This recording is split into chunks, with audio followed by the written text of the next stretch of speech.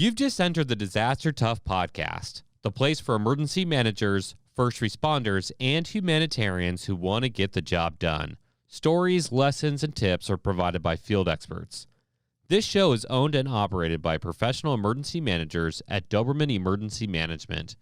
We apply disaster tough logic by protecting life, property, and business continuity through planning, mitigation, and training. Check us out at DobermanEMG.com or click on the show notes. Radio comms just got a major breakthrough with the L3 Harris XL Extreme 400P. It's the newest and toughest radio out there. Built by their space and tactical teams, the XL Extreme series can take a beating. 1,700-degree blast of heat, repeated 3-meter drops, rain, salt water, you name it. The XL Extreme series by L3 Harris can take it. Visit L3Harris.com to schedule your demo today. The battle to monitor and contain COVID-19 just got exponentially better for us. We are officially introducing an electronic, reusable COVID-19 test through our sponsors.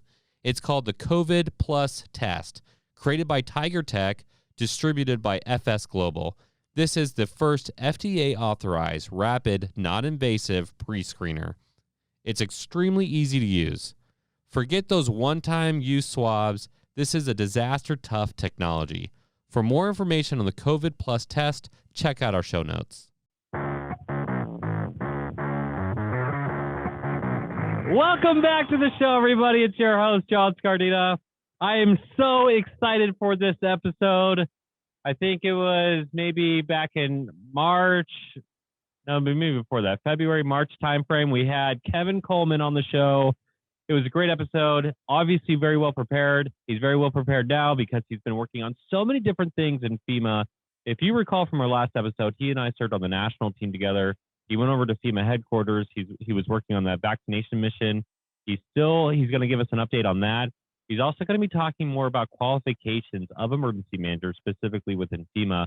But you can apply that to your own sphere of influence, right? And so if you're a local emergency manager, state or federal, there's things that are going to help you be more qualified and you can add to your career. So Kevin can talk more about that.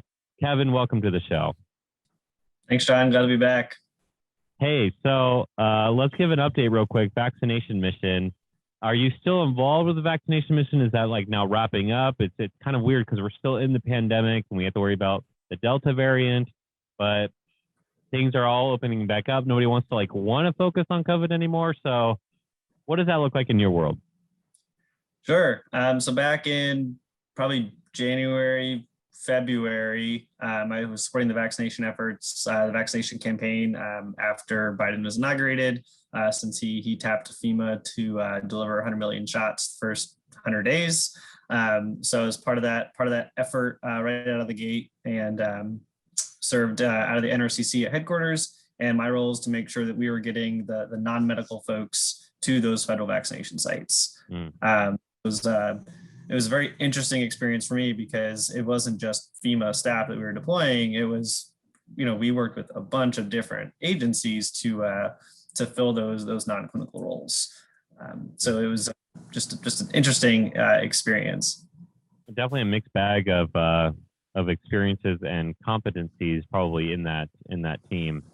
That was like the most emergency management life ever, right? When you have everybody coming in, you're like, okay, what do you do and what qualifications do you have? So we've had Joe Delamura on the show a couple times, and he does more of the logistics side of vaccination sites. Were you coordinating with him at all, or were you completely in different wheelhouses? Sure. So we sort of had two wheelhouses. It was clinical and non-clinical. So my piece of the puzzle was the non-clinical piece. So in order to stand up a federally supported vaccination site, depending on the size, it required X number of medical folks doing, these different things, and it required Y number of non-medical folks doing, these different things. So we sort of both had to align our efforts in filling those needs on the same timetable. So, we're not deploying people to a site where, he hasn't found medical folks or vice versa yet.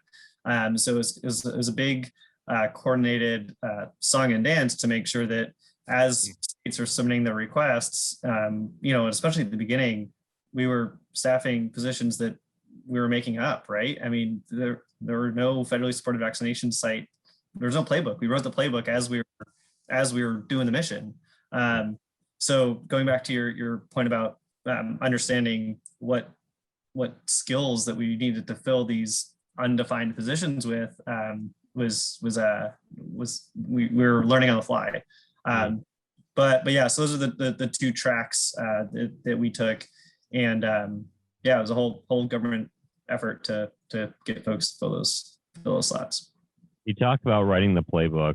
Doberman was hired in February to work with a group that was trying to reopen up a sector, and that's like the most like generic I could make it. But we went in there and said, what do you have now? I'm like, well, we've been working on a playbook. I'm like, okay, like let's see the playbook. And it wasn't really a playbook. It was like a basic like definitions like book. It was almost like a guide of like what these terms meant. I said, how long have you been working on this? They're like, well, we're almost done. We've been working on it for 3 months. And I was like, what? I was like, well, what data are you using? Like, we're not using data. And I'm like, I'm like, it's literally on your website right now, like this information. And they were like blown away by that. They're like, oh, wait, we didn't know that. I'm like, how do you not know it's on your like public facing website? And I came back I was like, well, let's look at it. And so a week later, we came back and said, okay, you can reopen your entire sector with these parameters with CDC guidance in 3 months, 3 more months. And actually, that wasn't 3 months. Sorry, I apologize. It was 6 weeks. That's where it was. It was 6 weeks. You can reopen everything in 6 weeks with the CDC guidance. This is what you'll have to do that. And they're like, well, that's impossible.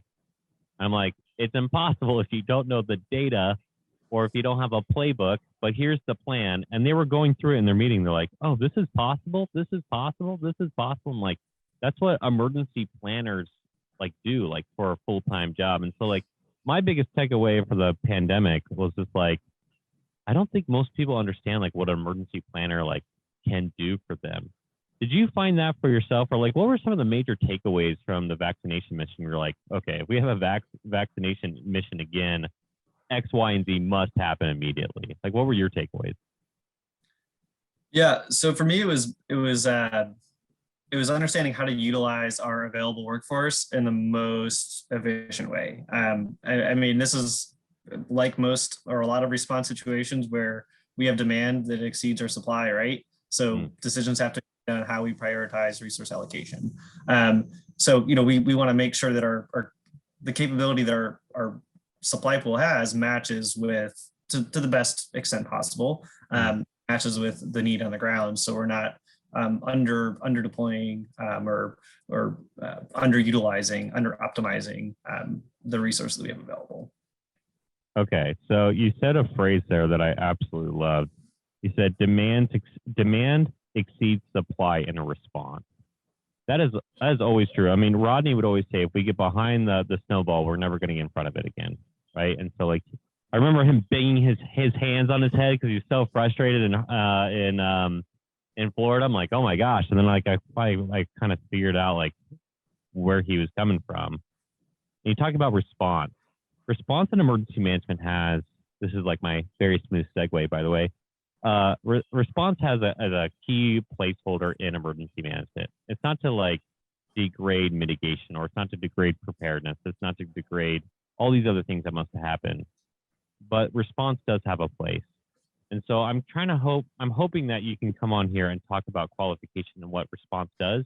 And then if people don't have response experiences that they're able to attach to, what can they do to bolster their own career or their own capability? Can you talk to us for a few minutes about that? Yeah. So for me, when I hear that and I look at it, first of all, I think you can strip away response, recovery, mitigation. Like if you strip away those terms, you're presented a problem to solve within within some parameters, right? And you do it. And that those parameters are different depending on the life cycle of the disaster that you're operating in. So you're going to be resource constrained, you're going to be time constrained, all those things that inherently go with the response operation. So for me, it's sort of it's the same approach, right? Again, some of it though, you're making decisions in minutes and hours.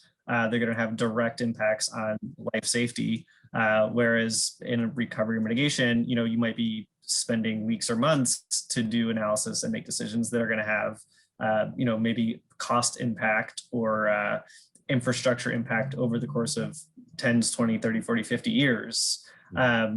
It's sort of just a different mindset, a different, similar approach, but different mindset in how to apply those different capabilities. So that takes different capabilities, right? To solve both of the problem sets, but in both situations, you're given a problem set and you're asked to solve it. And let me, can you remind me what that second question was? Yeah. So if you don't have the opportunity for response, then what are some of the things? Because let's actually talk. That's a good way to actually bring this up. You are specifically looking at changing or possibly changing how the qualification process is at FEMA. For those who are not in FEMA, can you tell us like how that happens and like the pros and cons of that process? Sure. So, I mean, government change inherently takes a little bit longer than other sectors. But so for me, I think varying perspectives are crucial. So no matter what those different perspectives are, I think they're very helpful. So in my current role, I'm supporting FEMA's Workforce Development Division. I'm looking at the FEMA qualification system, which is the system that tracks, monitors, and defines what it means to be qualified in different incident management positions within FEMA. So the way that it's structured, and I'm sure you might remember pieces of this back. Oh, I do. I hated it. But every incident management person, so that's the majority of FEMA's workforce, has a specific title assigned to them, and with that specific title comes with a position task book, which outlines the requirements that you need to meet in order to be deemed qualified in that position. So that those requirements might entail tasks that you have to complete, or trainings that you have to complete, or maybe certificates that you have to complete. I think GIS, there was some sort of technical certificate. And then some of the other specialist positions, like our lawyers and stuff, they need to have those proof of bar completion and those things. But for the majority of our positions, again, it's a list of 50, 60, 70, 80 things that you need to demonstrate, and then a handful of training classes. And once you demonstrate proficiency of those, we knight you and deem you qualified in that position. So this is a long, kind of roundabout, I guess, answer to some of your questions already, but I think that there's an argument to be made for capability-based requirements. I think that's primarily what our current system does, but if you're out in the field and you request 10 planning specialists, you're requesting, when you ask for that, you're expecting a certain skill to show up. You're expecting people to show up to be able to do certain things. And I was always taught, again, I don't know if you remember this on the IMAT, but if you ask for something, don't ask DOD for a specific helicopter. Say, hey, I need you to do something for me, and you figure out what that capability is. But I'm sort of defining the need, and you're selecting the right tool to get the job done. So that's kind of the approach I'm taking, and how I think through building capability and understanding workforce capability. And again, it goes back to the vaccination efforts. We think of people as having position-specific qualifications, but if we could understand the capability so they go into those positions, then maybe we could, deploy our people differently to better optimally use their skills. Yeah, we are going to go back to the original question about if you're not in a response, how do you get qualified? But these points that you're making, I had this problem. Maybe it was a pride problem, but I had this problem that I was brought in from the outside from another federal agency, and the way I looked at it was, if I was getting hired in that position, I should be qualified for the position that I'm immediately walking into. And the plan to be qualified should be qualified for the next position, or for the next ring up, or how to expand it from there. And so like this idea of like you go in it at this level, but they give you a book one or two levels below, and it's like you're working through the system, and it's like, give me a break. Like you should have been able to demonstrate that you can do the job, especially on a national team. Like national team should have the best people on there. I would argue that one of the best options for leading FEMA is Deanne Criswell, former IMAT, of course, right? That's like the best. So, and even to your credit, I mean, look at you, like you were on the national IMAT, you did all these amazing things, and you went over headquarters, and you keep on making these really positive waves because of all that experience and walking through the process. You've gone through the playbooks, you've gone through the task books. I mean, you've gone through that whole process much more than I have. But on the other end, like in terms of like capability and like having people go into new roles, it reminds me of my economic days. That's what I studied in school. And there's this idea that resources are not exactly transferable. If you put, if you say A can do A over here, it actually won't be as proficient. And so there's this capability gap that happens, and you have to figure out like how much of a degree you are losing in skill set as you move people around. And so the idea of like addressing capacity and capability, but what you already have is actually really smart in terms of an economics outlook. So man, I could go on forever talking about some of those things. I'm a talker, that's why I do podcasting, right? But to go back to the original question, then, okay, if you're looking at saying, hey, let me ask for the need, and you figure out the tools, and you're developing training based off of that, or you're developing qualification based off of that. Let's say I'm a local emergency manager, and all I know, this happens so much, all I know is that a local emergency manager, I'm supposed to go get my ICS classes, or I want to learn about, like, oh my gosh, there's one called flood flight management, and you take that course and you think you're going to learn how to fight floods, and like the entire course, like from an emergency management perspective, but then you go to the course and like the entire course is like how to do sandbagging. Like that doesn't teach you anything about the emergency management perspective, right? So how do you balance like what somebody outside of FEMA is going to do, and what advice would you give to them, I guess? Wow, so many questions, like 30 questions. There you go for it. Yeah. I mean, I think all experience is valuable.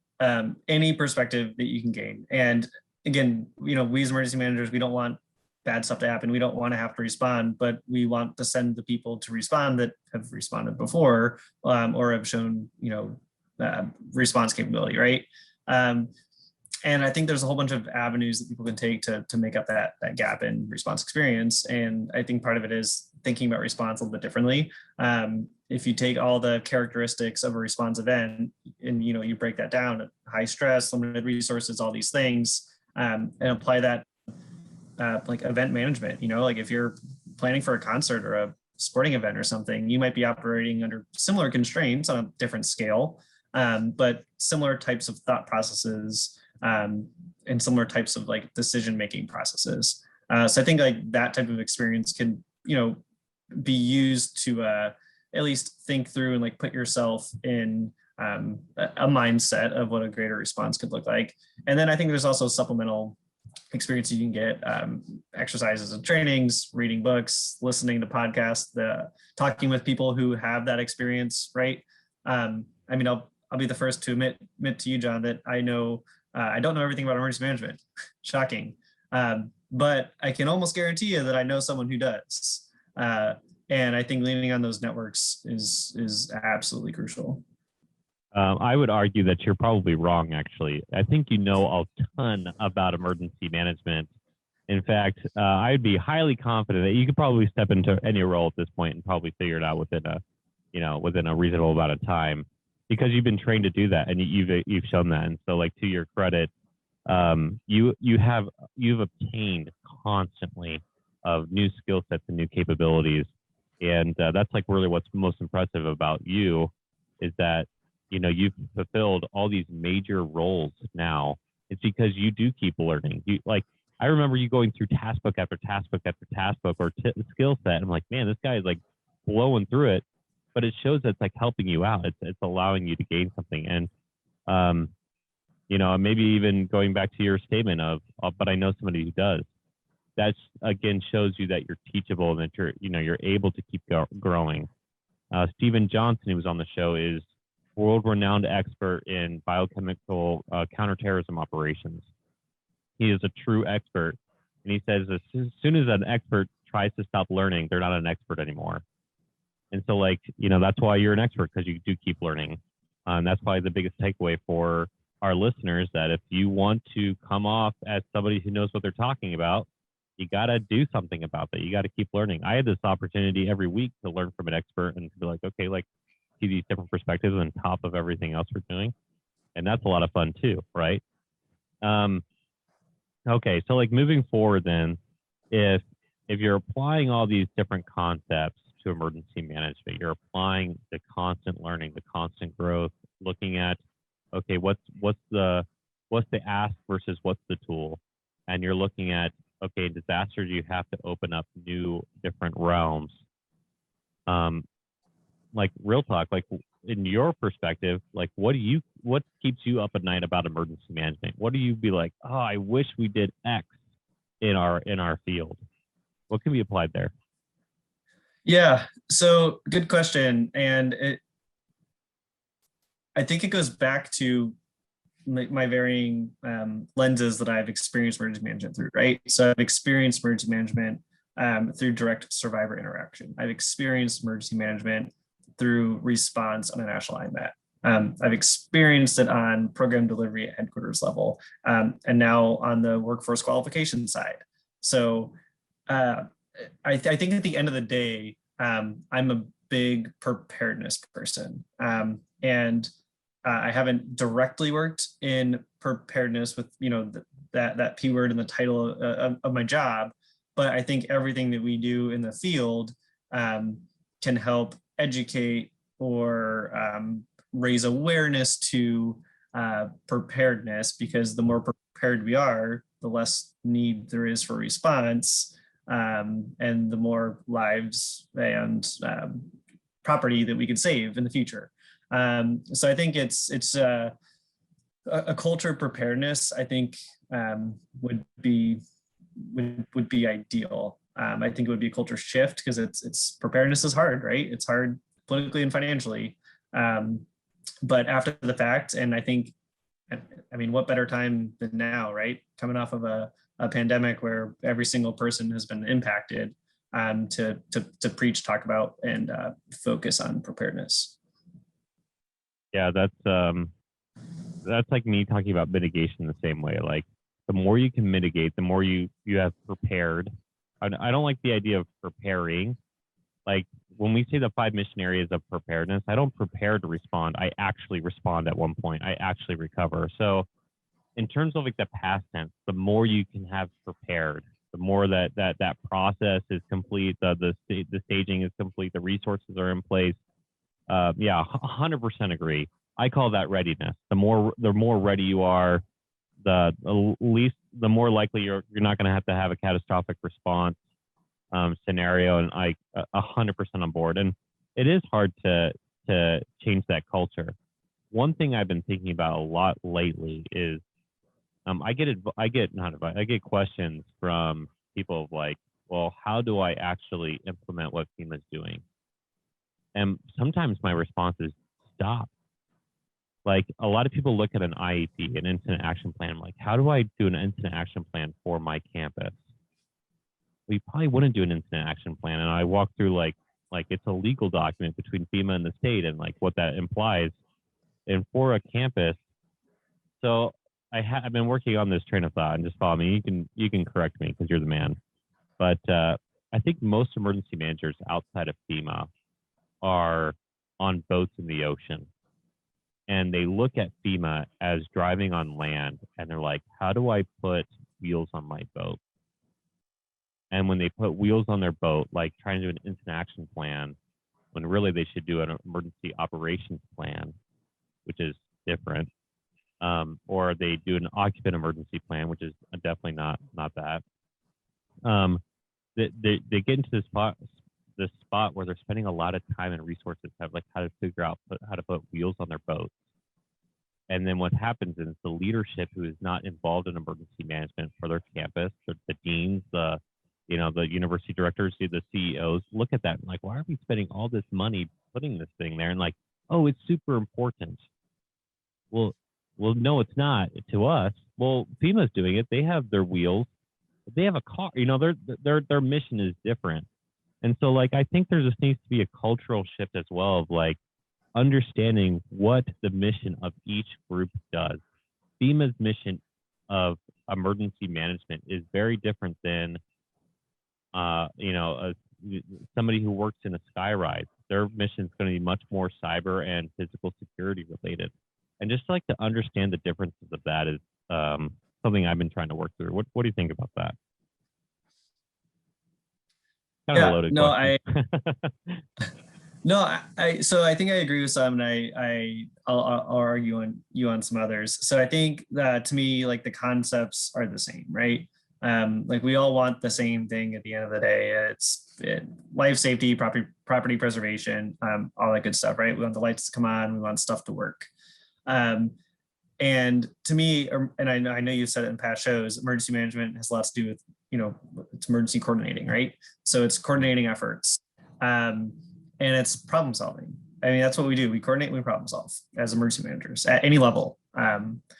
And I think you apply those concepts differently depending on the situation you're in. I'm going to coordinate with different people if I'm, responding to the BP oil spill that then I'm going to coordinate with to some other event. And you might use a different planning tool. But I'm also a big process over product person.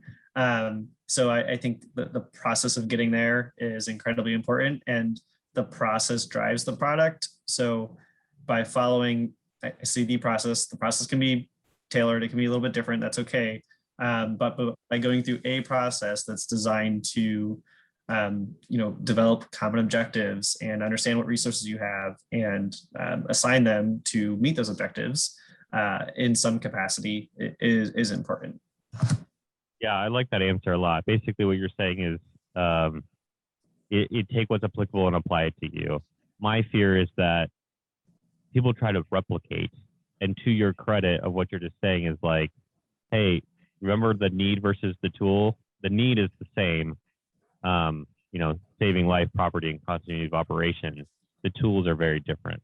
And I hope that, as people think about, okay, how do I take the tool, or what tools can apply to me? Some things are going to be applicable from the FEMA training, and some things you should probably look into the private sector for. That CEO, oh my gosh, it's like, it's a burden to bear for, especially the private sector. But I think even in the federal agencies, like I saw that a little bit too. Like there's a cost problem. Hey, you want to add what level of physical security to our federal agency? This is directly related to my experience in DC. Like, yeah, we wanted to add XYZ. I'm like, how much does that cost? What's the benefit?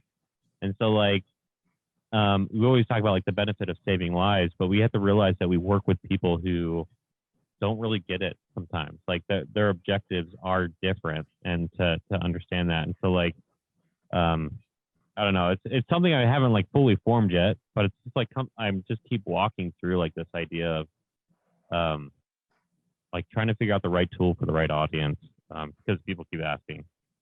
I'm going to go back one question. A question that I had came up in my mind was related to you, and I want to see if we think the same way here. Is following leadership in emergency management. If the leader doesn't have any response experience, does that not affect, but does that weigh on your mind a little bit of like wanting to follow them?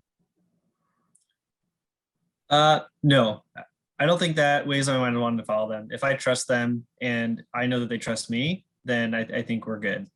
But I think that goes back to, my comment earlier on, if you don't know everything, make sure you know the people that do know the things that you don't know.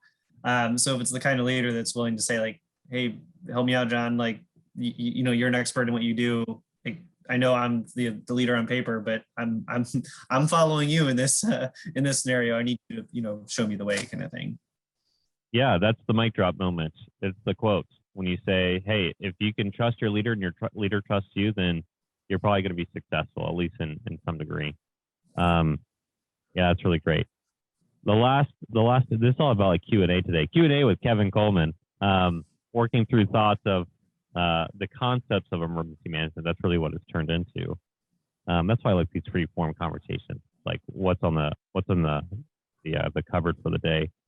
But everything that you've acquired, we've talked about acquiring. We talked about learning different skills from different people. We talked about. I heard a little bit of Rodney in there about process over product. You tell that I actually had Nina DeCosmo on here from L3 Harris, a for-profit company, one of our sponsors. We really like their radios. But I asked him that specific question, and he was like, at the end of the day, like the outcome is what drives success in his business. And I think an emergency planner gets the idea of if you have a really great process, if you've already connected with all the stakeholders, then your response is, exponentially better. So it's just different mindset for sure. But in terms of like everything that you've acquired and everything you're trying to go for, what do you think it will take?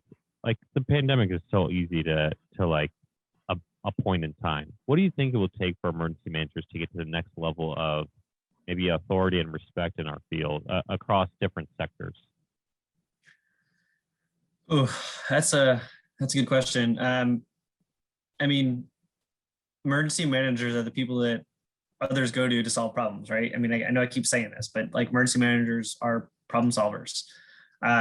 So, maybe it's educating the public on what emergency management is, what it isn't, right? Emergency managers are not first responders, but emergency managers are or could be the people that understand how different things are connected. So they can bring people to the table to say, hey, did you know that, if you talk to them, then, we can quickly solve this, as opposed to both trying to, work in their siloed lanes. So I think it's an education piece. Yeah, there's a big, you just named everything in emergency management. The biggest problem I found is kind of along the same lines of our job is problem solving. I was trying to think of a coordinator, a problem solver. There's all these different parties, and I think the best emergency managers, to your credit, know who those parties are. And if they don't know who those parties are, things suffer as a result. I think emergency managers in the future should be hired as the think tank people to go in there and be like, hey, let me figure out how to do your problem set based off of all the different parties who would touch your problem. Like they do that in economics, they do that with finance, they do that with all these different sectors. Emergency managers also do it, but in a very different ways, because it's all about people and resources, not just capability.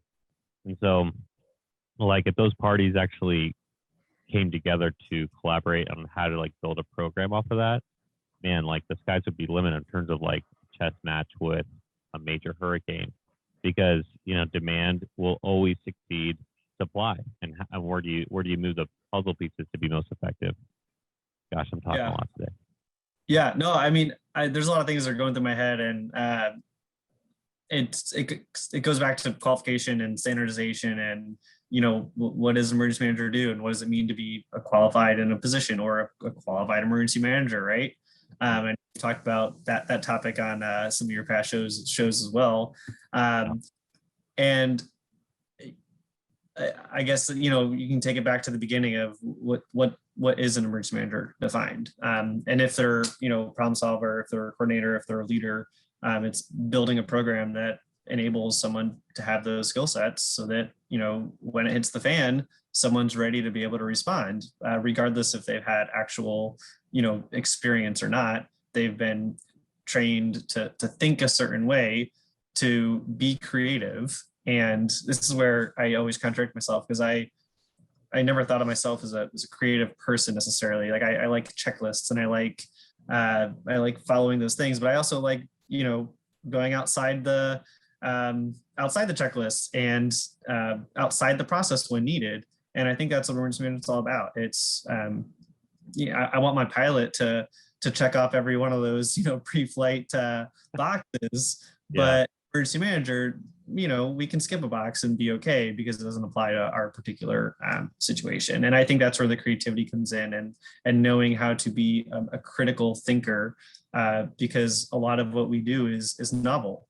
If you ask me what the typical disaster is, I don't know how to answer that.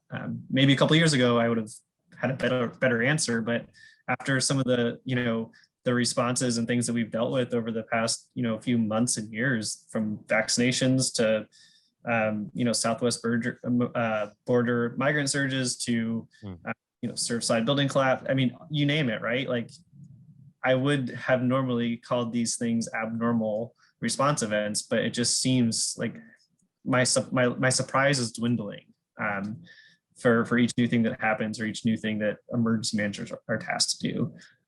So again, I think like setting that standard, or understanding what it means to be a qualified emergency manager, is getting more challenging because, our field seems to be expanding rapidly. I would have never thought, if somebody told me in January this year that I would be directly helping USAR operations in Miami, I would have been like, that's not even close to what I do. But then all of a sudden, I'm in a USAR training in May, and the same people I know are at the Surfside building collapse, and now I'm working on the background, trying to help those guys out. And yeah, it's we didn't even talk about the Southwest border. We could talk about that today. Maybe we'll have you back on. But there's just so many things. In fact, you've done that now twice, right? You did it once on the IMAT, and then now you're doing it again with the headquarters. Were you with the IMAT when they did it, when they went down? No, I just did. Okay.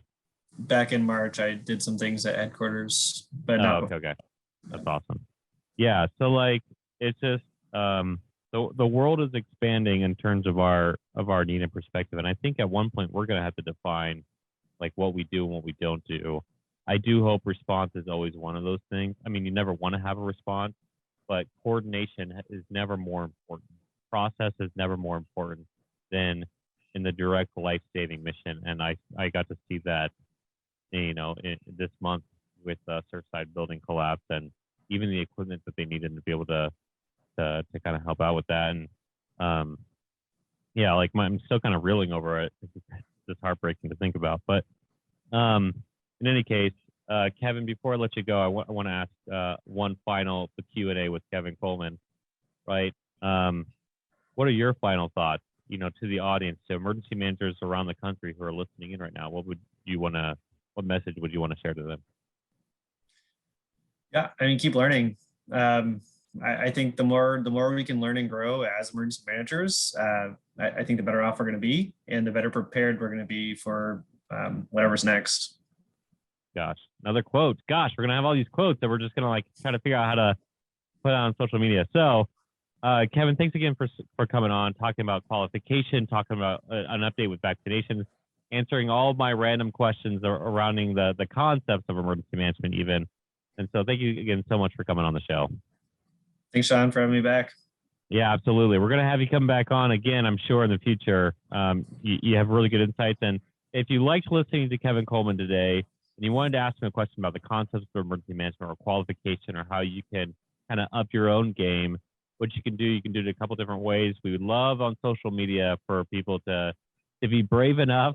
I do say brave enough now. I've kind of learned my lesson to put your question out on social media for people to see, whether it's on LinkedIn, on our government emergency management page, or on Instagram with Disaster Tough.